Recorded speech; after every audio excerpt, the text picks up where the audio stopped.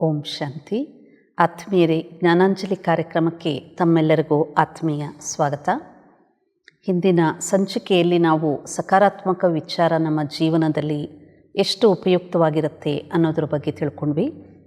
ಇವತ್ತಿನ ಸಂಚಿಕೆಯಲ್ಲಿ ಧ್ಯಾನ ಅಥವಾ ಮೆಡಿಟೇಷನ್ ಅಂತ ಏನು ನಾವು ಕೇಳಿರ್ತೀವಿ ಶಬ್ದವನ್ನು, ಏನು ಸಕಾರಾತ್ಮಕ ಚಿಂತನೆ ಮಾಡೋದರಲ್ಲಿ ಧ್ಯಾನ ಮಾಡುವಂಥ ಅಭ್ಯಾಸ ನಮಗೆ ಸಹಯೋಗ ನೀಡುತ್ತಾ, ಧ್ಯಾನ ಅಂದರೆ ಏನು, ಇದರ ಬಗ್ಗೆ ಬಹಳಷ್ಟು ವಿಚಾರಗಳು ನಮಗೆ ಗೊತ್ತಿರ್ಬೋದು.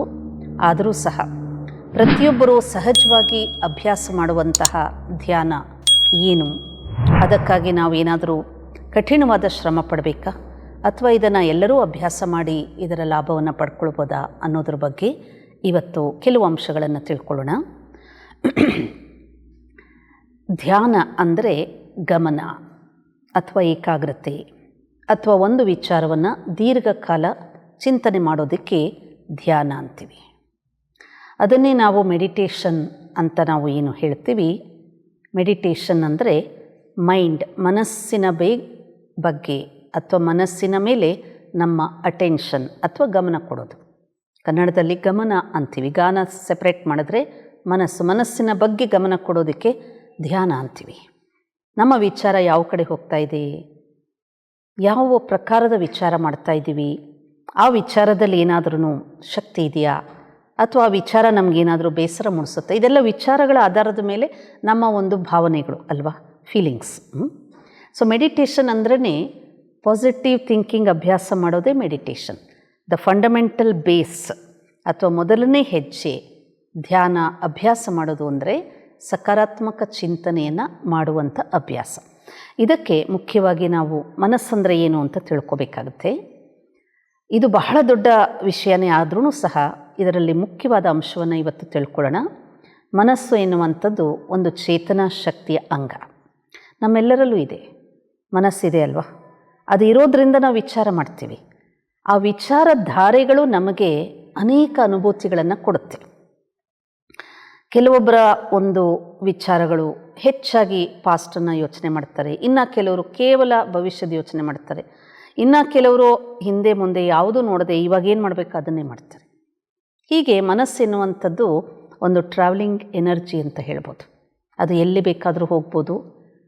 ಪಾಸ್ಟ್ಗೆ ಹೋಗುತ್ತೆ, ಫ್ಯೂಚರ್ಗೆ ಹೋಗುತ್ತೆ, ಕಳೆದೋಗಿರೋದು ನೆನಪು ಮಾಡ್ಕೊಳ್ಳುತ್ತೆ, ಆಗದೇ ಇರೋದನ್ನು ಊಹೆ ಮಾಡುತ್ತೆ. ಇಂಥ ಶಕ್ತಿಯೆಲ್ಲ ಮನಸ್ಸಲ್ಲಿದೆ.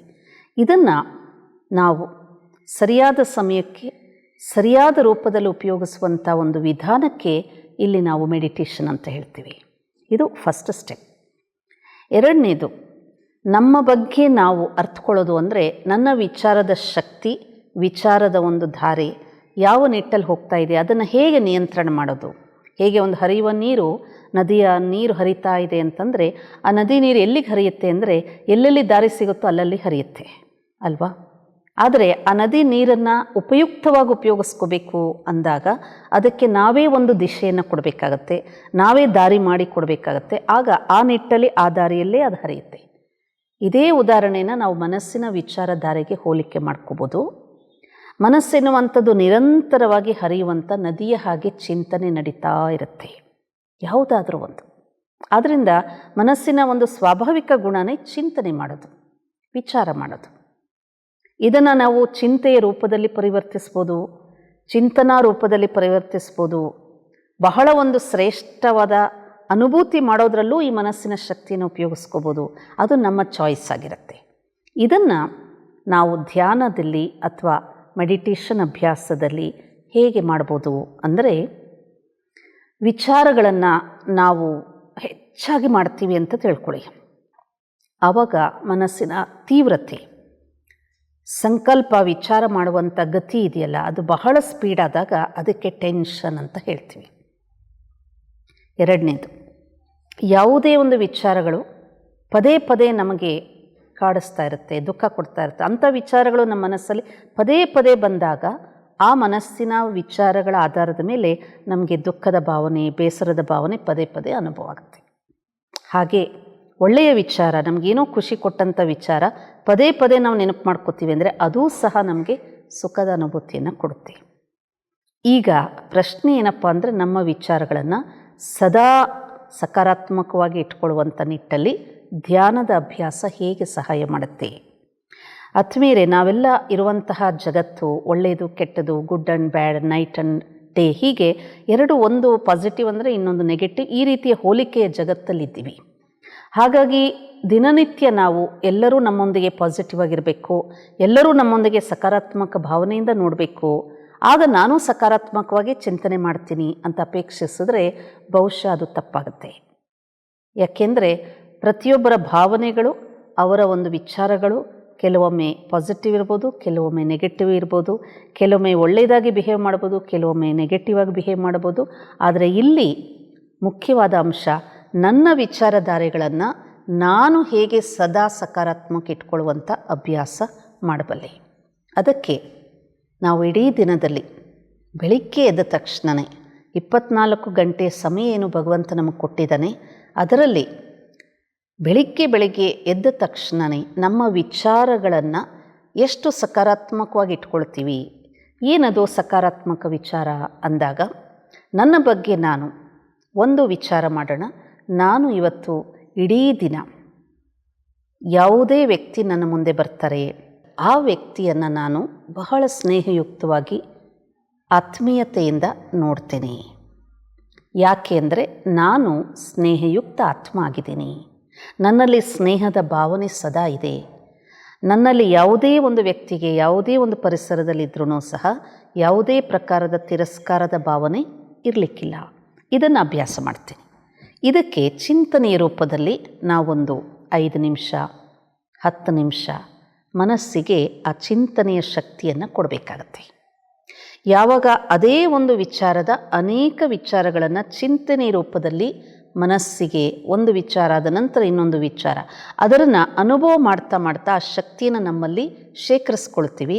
ಆಗ ನೋಡಿ, ಇಡೀ ದಿನದಲ್ಲಿ ನೀವು ಕಾರ್ಯಕ್ಷೇತ್ರಕ್ಕೆ ಹೋಗ್ಬೋದು, ಅಕ್ಕಪಕ್ಕದವ್ರ ಹತ್ರ ಮಾತಾಡ್ಬೋದು, ಅಥವಾ ನಿಮ್ಮ ಮನೆಗೆ ಯಾರೋ ಸ್ನೇಹಿತರು ಬಂಧುಗಳು ಬಂದಿರ್ಬೋದು, ಕೆಲವೊಬ್ಬರು ಬೇಡದೇ ಇರೋ ವಿಚಾರಗಳಿಂದ ಬಂದಿರ್ಬೋದು, ಕೆಲವೊಬ್ಬರು ಒಳ್ಳೆ ವಿಚಾರದಿಂದ ಬಂದಿರ್ಬೋದು. ಅಂತಹ ಸಮಯದಲ್ಲಿ ನೀವೇನು ಬೆಳಗ್ಗೆ ಒಂದು 5-10 ನಿಮಿಷ ನಿಮ್ಮ ಬಗ್ಗೆ ನೀವು ಚಿಂತನೆ ಮಾಡಿದ್ರಿ, ನಾನಿವತ್ತು ಎಲ್ಲ ವ್ಯಕ್ತಿಗಳ ಜೊತೆ ಸ್ನೇಹಪೂರ್ವಕವಾಗಿ ವ್ಯವಹಾರ ಮಾಡ್ತೀನಿ, ಯಾಕೆಂದರೆ ನಾನು ಸ್ನೇಹಯುಕ್ತ ಆತ್ಮ ಆಗಿದ್ದೀನಿ, ನನ್ನಲ್ಲಿ ಸ್ನೇಹದ ಶಕ್ತಿ ಇದೆ. ಇಷ್ಟು ವಿಚಾರ ಮಾಡಿ ಆ ಶಕ್ತಿಯನ್ನು ಶೇಖರಿಸ್ಕೊಂಡಾಗ ಆ ಶಕ್ತಿ ಇಡೀ ದಿನ ನಮಗೆ ಸಹಯೋಗ ಕೊಡುತ್ತೆ. ಇದು ಧ್ಯಾನದ ಮೊದಲನೇ ಹಂತ. ಆದರೆ ಆತ್ಮೀಯರೇ, ಕೆಲವೊಮ್ಮೆ ಕೆಲವರ ಜೀವನದಲ್ಲಿ ಎಂತಹ ಒಂದು ಕೆಟ್ಟ ಅನುಭೂತಿಗಳಾಗಿರುತ್ತೆ, ಅನ್ಯರಿಂದ ಬಹಳ ಒಂದು ಹೀನತೆ ಅನುಭೂತಿಯಾಗಿರುತ್ತೆ, ದುಃಖದ ಅನುಭೂತಿಯಾಗಿರುತ್ತೆ. ಅಂದರೆ ಅವ್ರಿಗೆ ಯಾರ ಬಗ್ಗೆ ಸ್ನೇಹದ ವಿಚಾರ ಬರಲಿಕ್ಕೇ ಇಲ್ಲ. ಯಾಕೆಂದರೆ ಆ ಒಂದು ಅನುಭೂತಿ ಪದೇ ಪದೇ ಹೇಳುತ್ತೆ, ಇಲ್ಲ ಇವರಿಂದ ನನಗೆ ಮೋಸ ಆಗಿದೆ, ಇವರಿಂದ ಮೋಸ ಆಗಿದೆ, ಅದರಿಂದ ಯಾರೂ ಸಹ ಸರಿ ಇಲ್ಲ, ಆದ್ದರಿಂದ ಯಾರ ಜೊತೆನೂ ನಾನು ಸ್ನೇಹದ ಭಾವನೆಯಿಂದ ಹೇಗೆ ವ್ಯವಹಾರ ಮಾಡಲಿ. ಅಂತಹ ಸಮಯದಲ್ಲಿ ನಮ್ಮಲ್ಲಿ ಅಷ್ಟೊಂದು ನಕಾರಾತ್ಮಕ ಭಾವನೆಗಳ ಒಂದು ಅನುಭೂತಿ ಗೂಡು ಕಟ್ಟಿರಬೇಕಾದ್ರೆ ಅದನ್ನು ಕಿತ್ತೊಗಿಬೇಕು, ಅದರ ಜಾಗದಲ್ಲಿ ಸ್ನೇಹದ ಶಕ್ತಿಯನ್ನು ತುಂಬಬೇಕು ಅಂದಾಗ ನಮ್ಮೆಲ್ಲರಿಗೂ ಮೇಲಿರುವಂತಹ ಆತ್ಮೀಯ ತಂದೆ ಪರಮಾತ್ಮನ ಜೊತೆ ಕೆಲವು ನಿಮಿಷಗಳು ಆತ್ಮೀಯ ವಾರ್ತಾಲಾಪ ಮಾಡಬೇಕು. ಹೇಗೆ ಹೇಳ್ತಾರೆ, ಗಾಡ್ ಈಸ್ ಲವ್ ಅಂತಾರೆ, ಪ್ರೀತಿಯೇ ದೇವರು ಅಂತ ಹೇಳ್ತಾರೆ. ಇದು ಸತ್ಯ ಇರ್ಬೋದು, ಸತ್ಯನೇ ಹೌದು. ಆದರೆ ಅನುಭವ, ಯಾಕೆಂದರೆ ಇವತ್ತಿನ ಜಗತ್ತಲ್ಲಿ ನೋಡಿ, ಸಮಾಜದಲ್ಲಿ ಯಾರಲ್ಲಿಯೂ ಸತ್ಯ ಪ್ರೀತಿಯನ್ನು ಹಂಚುವಂಥ ಶಕ್ತಿ ಇಲ್ಲ. ಎಲ್ಲೋ ಒಂದು ಕಡೆ ನಮ್ಮೆಲ್ಲರ ಜೀವನದಲ್ಲಿ ಸ್ವಾರ್ಥಯುಕ್ತ ವ್ಯಕ್ತಿಗಳೇ ನನ್ನ ಮುಂದೆ ಇದ್ದಾರಪ್ಪ, ಇವರಲ್ಲೂ ಸ್ವಾರ್ಥ ಇದೆ, ಅವರಲ್ಲೂ ಸ್ವಾರ್ಥ ಇದೆ. ಹಾಗಾದರೆ ನಾವು ಆ ಒಂದು ಸ್ನೇಹದ ಭಾವನೆಯನ್ನು ಹೇಗೆ ಕೊಡೋದು ಅಂತ ಪ್ರಶ್ನೆ ಇರ್ಬೋದು. ಅದಕ್ಕಾಗಿ ಧ್ಯಾನ ಎನ್ನುವಂಥದ್ದು ಮೊದಲನೆಯ ಹಂತದಲ್ಲಿ ನಮ್ಮೊಳಗಡೆ ನಾವು ಚಿಂತನೆ ಮಾಡುವಂಥ ಅಭ್ಯಾಸ. ಎರಡನೇ ಹಂತದಲ್ಲಿ ಪರಮಶ್ರೇಷ್ಠನಾಗಿರುವಂಥ, ಸದಾ ಸರ್ವಗುಣಗಳಿಂದ ಸಂಪನ್ನಾಗಿರುವಂಥ ಪರಮಶಕ್ತಿಯ ಜೊತೆಗೆ ಚಿಂತನೆ ಅಥವಾ ವಾರ್ತಾಲಾಪ. ಇದನ್ನು ನಾವು ಅಭ್ಯಾಸ ಮಾಡಿದ್ವಿ ಅಂತ ತಿಳ್ಕೊಳ್ಳಿ. ಅವಶ್ಯವಾಗಿ ಹೇಗೆ ನಮ್ಮಲ್ಲಿರುವಂಥ ಕಹಿಯಾದಂಥ ಅನುಭೂತಿಗಳು, ಆತ್ಮೀಯರೇ, ಯಾರ ಜೀವನದಲ್ಲೂ ಸದಾ ಸುಖ, ಸದಾ ಖುಷಿ, ಸದಾ ಸ್ನೇಹ, ಸದಾ ಒಳ್ಳೆಯದೇ ಸಿಕ್ಕಿದೆ ಅಂತ ಹೇಳಲಿಕ್ಕೆ ಯಾರೂ ಇಲ್ಲ. ಯಾಕೆಂದರೆ ಎಲ್ಲೆಲ್ಲೋ ಒಂದು ಕಡೆ ನಮ್ಮ ಜೀವನದ ಗ್ರಾಫಲ್ಲಿ ಏನೋ ಒಂದು ಕೆಟ್ಟ ಅನುಭೂತಿಗಳು, ಅಹಿತವಾದ ಅನುಭೂತಿಗಳು ಆಗಿರುತ್ತೆ.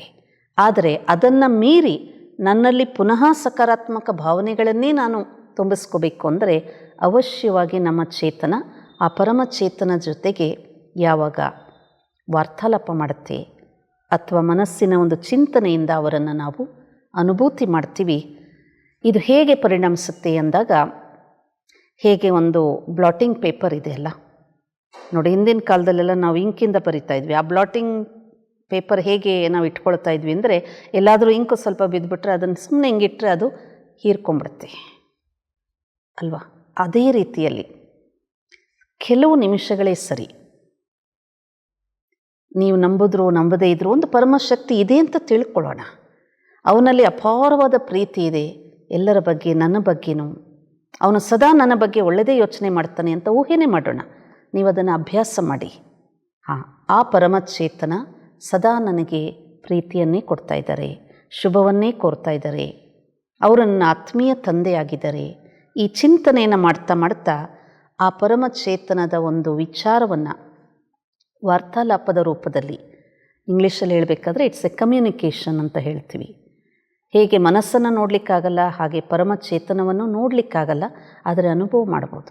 ಸೊ ಧ್ಯಾನದ 2ನೇ ಹಂತದಲ್ಲಿ ಈ ಅನುಭೂತಿಯನ್ನು ನಾವು ಯಾವಾಗ ಮಾಡಲಿಕ್ಕೆ ಪ್ರಯತ್ನ ಮಾಡ್ತೀವಿ, ನಮ್ಮ ಆತ್ಮದಲ್ಲಿ, ನಮ್ಮ ಹೃದಯದಲ್ಲಿ, ನಮ್ಮ ಮನಸ್ಸಿನಲ್ಲಿ, ನಮ್ಮ ಜೀವನದಲ್ಲಿ ಎಂತಹ ಕಹಿಯಾದ ಅನುಭೂತಿಗಳ ಒಂದು ಕೆಟ್ಟ ಪರಿಣಾಮ ಇದ್ರೂ ಬ್ಲಾಟಿಂಗ್ ಪೇಪರ್ ಹೇಗೆ ಹೀರ್ಕೊಂಡ್ಬಿಡುತ್ತೋ ಹಾಗೆ ಪರಮಚೇತನದ ಸ್ನೇಹದ ಶಕ್ತಿ, ಪ್ರೀತಿಯ ಶಕ್ತಿ, ಶುಭ ಸಂಕಲ್ಪದ ಶಕ್ತಿ, ಶುಭ ಭಾವನೆಯ ಶಕ್ತಿ ನಿಮ್ಮ ಮನಸ್ಸನ್ನು ಹಗುರ ಮಾಡಿಬಿಡುತ್ತೆ. ಪುನಃ ನಿಮ್ಮ ಮನಸ್ಸಿನಲ್ಲಿ ಶುಭ ಭಾವನೆಯ ಚೇತನವನ್ನು ತುಂಬುತ್ತೆ. ಇದು ಕೇಳಲಿಕ್ಕೆ ಒಂದು ಅತಿಶಯೋಕ್ತಿ ಅನಿಸಿದ್ರೂ ಸಹ ಅಷ್ಟೇ ಸತ್ಯ. ಇದನ್ನು ಎಲ್ಲರೂ ಸಹ ಅವಶ್ಯವಾಗಿ ಅನುಭವ ಮಾಡ್ಬೋದು. ಹಾಗಾದರೆ ಕೆಲವು ನಿಮಿಷಗಳಿಗೆ ನಾವು ಈ ಧ್ಯಾನದ ಮೊದಲನೆಯ ಹೆಜ್ಜೆ, ಮೊದಲನೆಯ ಅಭ್ಯಾಸದ ಜೊತೆಗೆ ಆ ಪರಮಚೇತನವನ್ನು ನಾವು ಹೇಗೆ ನಮ್ಮ ಮನಸ್ಸಿನ ಚಿಂತನೆಯಿಂದ ಅನುಭವ ಮಾಡೋದು ಅನ್ನೋದನ್ನು ಅಭ್ಯಾಸ ಮಾಡೋಣ. ಎಲ್ಲರೂ ನೇರವಾಗಿ ಕೂತ್ಕೊಳ್ಳಿ. ದೀರ್ಘ ಶ್ವಾಸವನ್ನು ತಗೊಳ್ತಾ ಶರೀರದ ಎಲ್ಲ ಭಾಗಗಳನ್ನು ಸಡಿಲ ಮಾಡ್ಕೊಳ್ಳಿ.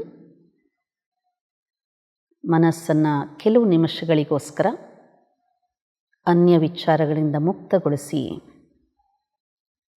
ಕೇವಲ ನಾನು ಹೇಳುವಂಥ ಚಿಂತನೆಯನ್ನು ಮನಸ್ಸಿನಲ್ಲಿ ಆದಷ್ಟು ಅನುಭವ ಮಾಡಲಿಕ್ಕೆ ಪ್ರಯತ್ನ ಮಾಡಿ.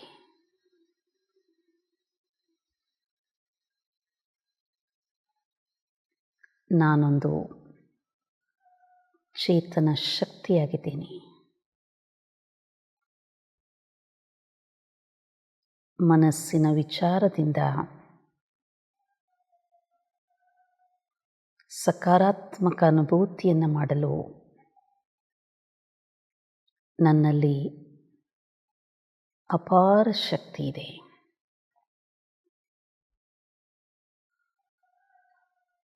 ಈ ದೇಹವೆಂಬ ದೇಗುಲದಲ್ಲಿ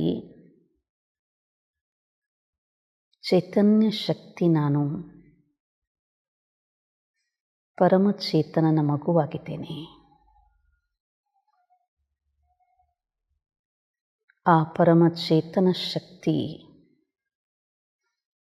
ಸದಾ ಸ್ನೇಹಮಯಿಯಾಗಿದ್ದಾರೆ. ಸದಾ ನನ್ನ ಬಗ್ಗೆ ಶುಭವನ್ನೇ ಕೋರುವಂಥವರಾಗಿದ್ದಾರೆ. ನಾನು ಸ್ನೇಹದ ಅನುಭೂತಿಯನ್ನು ಮಾಡುತ್ತಾ ಸರ್ವ ಆತ್ಮಗಳಿಗೂ ಸ್ನೇಹವನ್ನೇ ಹಂಚುವಂಥ ಸ್ನೇಹಮಯಿ ಆತ್ಮನಾಗಿದ್ದೇನೆ. ಯಾವುದೇ ಕಹಿಯಾದ ಅನುಭೂತಿ ಆ ಪರಮಚೇತನದ ನಿಸ್ವಾರ್ಥ ಪ್ರೀತಿಯಲ್ಲಿ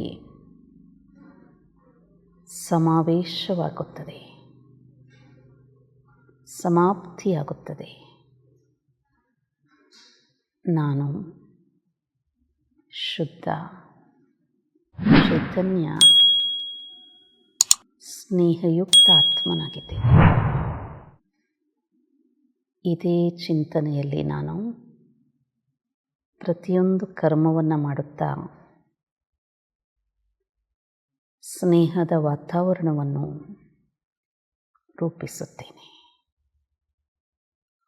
ಓಂ ಶಾಂತಿ.